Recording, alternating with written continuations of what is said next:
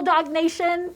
I hope each of you had a wonderfully relaxing and rejuvenating break filled with lots of love and laughter. Now, as you know, in each edition of Tea Time with Sue, we answer some of your questions submitted online at truman.edu/teatime and placed inside our teapot here. So, for the first time in this new year, let's get started.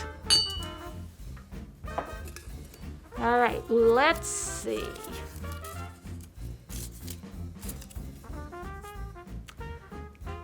What's your favorite Truman Theater production you've seen recently? So, luckily, I got to see all of the really great productions last fall semester. And I have to say, kind of answering this question is like answering which of my kids I love the most. And just in case they ever watch this, Sam and Annie, I love each of you equally.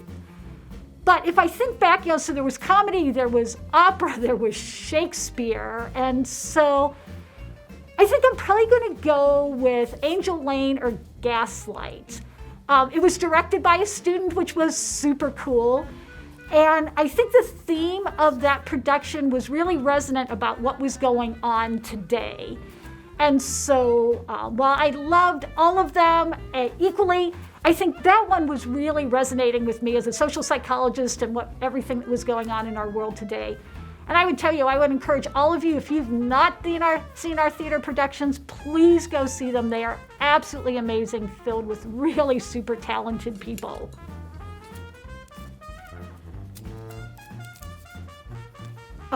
Do you dance? If so, can you teach us your favorite? Well, I think that's a very interesting question, and I may leave do I dance that question open to others to answer. So, for example, in 2019, the Showgirls choreographed a dance with me that I could do to joke with our marching statesmen during a football game. And this past fall, I danced with Ryle Hall to some YouTube dance videos. So I would say check with them to see if they think I can actually dance. In terms of a favorite dance, I probably don't have one. But if you have a favorite dance you'd like to teach me, just let me know. I'm open to learning it, but no promises about how well I can do. All right, next question. Team Edward or Team Jacob? Okay, sorry about this. I actually know what this question means. I know that it's connected to Twilight, but I have to admit I have not watched any of the Twilight movies, so I don't actually know whether I should be Team Edward or Team Jacob.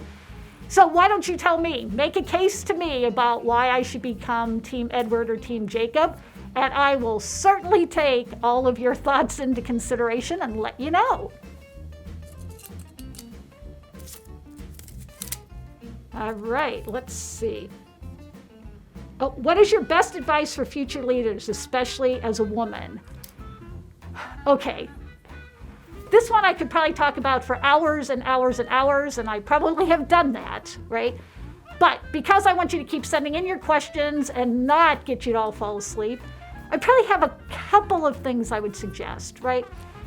The first thing I would say is if you're in a leadership position, you've got to realize it is not about you. It is about the group, the institution, the organization you are leading.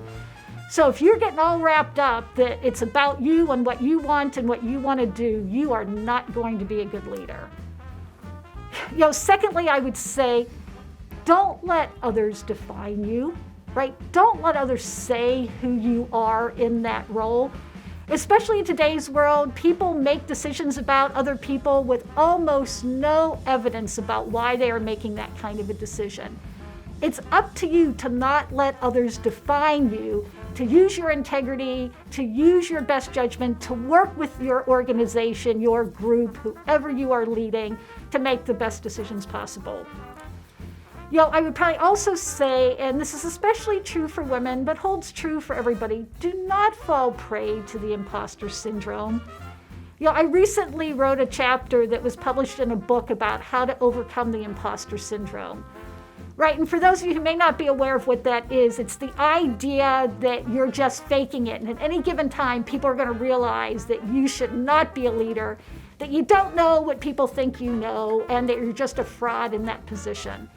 It's a really natural thing to happen, but if you fall prey to the imposter syndrome, you are never going to be able to be effective as a leader. So I would say, please try to overcome the imposter syndrome. And there are all kinds of strategies to do it. I'd be happy to share what I use with you. And I think I'll end with, I tell all of my new direct reports that leaders need to grow an alligator skin, but keep a positive Pollyanna core. And the reason for that is people are going to shoot arrows at you all the time, right? Based upon the information they have, they think that you have not made a very good decision. Many times they don't even think of you as a human being, they just think of you as an administrator or as someone in the organization, right? And so they let you know if they're unhappy with you. If you cannot take that information, if you cannot grow a tough skin about that, your leadership job will eat you up. However, if you let that hardness come inside, then you become super, super cynical, and then you are no good for your organization or group. You have to stay positive. You have to always think about how to figure things out. And so I would say my last quick piece of advice is grow that alligator skin, but keep that positivity inside of you. It'll make a huge difference.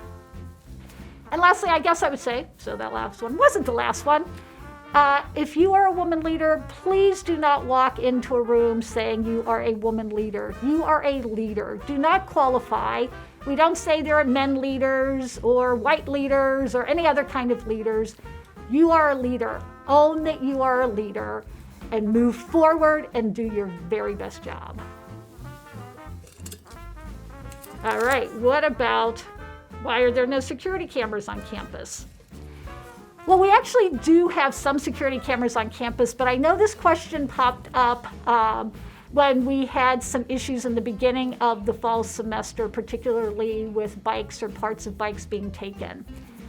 Our police chief, Sarah Seifert, last fall semester had contacted a number of universities to see what they were doing with cameras, where cameras were most effective for them, where they didn't appear to be effective, what kinds of strategies they were using. And right at the end of last semester, we sent out something called an RFP, and that's a request for proposals, for companies to submit a proposal to put cameras on our campus. Within the next about month or so, we will receive those proposals, and our expectation is, based upon all the research that's been done, new cameras will be installed in the summer. The preference is to install cameras when there aren't a lot of people on campus. So we expect to have new cameras installed in summer of 2022.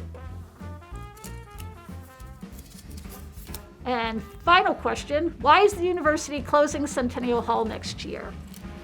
So I know this has been in the index on social media, and so it's very clear. The reason why we are closing Centennial Hall next year is everyone knows we have some excess capacity in our residence halls. And initially we kept Centennial open because we thought we needed the dining hall on that part of the campus to stay open, since the other dining hall that was open was at Ryle. The data we have shows that the dining hall at Centennial is really underutilized. When students are getting food on that part of the campus, they're generally getting it in the sub. The Moe Hall dining facility is our newest renovated facility. And so when we thought about what made the most sense in terms of dining facilities, opening up the Moe Hall dining facility and closing Centennial made sense from a demand perspective. It also allows us to replace the windows in Centennial Hall. Those are the original windows to Centennial. And any of you who have lived in Centennial know what that means in terms of the cold and the wind, and it's now time for us to be able to replace them. And so being able to replace the windows over the next few years in Centennial while we have some excess capacity, not any new excess capacity, existing excess capacity, allows us to fund that project internally and not have to take out bonds or borrow money in order to do it. So it made perfect sense that now is the time to replace those windows, open up the newer renovated dining hall, and be able to move forward. All right, that's going to do it for this episode of Tea Time with Sue. I hope you'll join me next time. Remember, if you do have a question for the show, go to truman.edu/teatime for a chance to have it answered in a future episode. And now that we're all back on campus together, I hope that we will continue to make really good decisions about how to keep our community safe. So please stay masked up. If you haven't been vaccinated, now is the perfect time to get vaccinated. If you have been vaccinated and haven't gotten boosted yet, please get boosted. We have done an amazing job of keeping one another safe and being able to experience what makes Truman so very special. Please, let's keep going. We have a wonderful semester ahead of us, and I can't wait to see all the great things we're going to do this year.